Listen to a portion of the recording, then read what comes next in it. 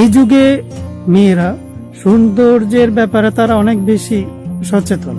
আপনি যতগুলো কম্পিটিশন দেখবেন, বিউটি কম্পিটিশন যেগুলোকে বলা হয়, অর্থাৎ সুন্দরী প্রতিযোগিতা, সেই সব কম্পিটিশন কোথাও দেখবেন না এইটাকে, এই নোজপিন বা নথ, এইটাকে সৌন্দর্য হিসাবে কেউ উল্লেখ করছে বা তারা এটাকে পছন্দ করে।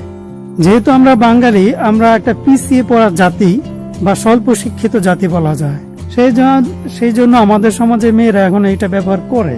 কিন্তু আপনি যদি বহির্বিশ্বে যান, অর্থাৎ বাংলাদেশ ছাড়া যদি আপনি একটু উন্নত মানের যে রাষ্ট্রগুলো আছে সেইগুলো তো যান, তাহলে দেখবেন কেউ এগুলো ব্যবহার করে না। আমরা যাদেরকে উন্নত রাষ্ট্র বলি তাদের দেশের কেউ এইগুলো ব্যবহার করে না। যারা করে তাদেরকে পাগল বলে।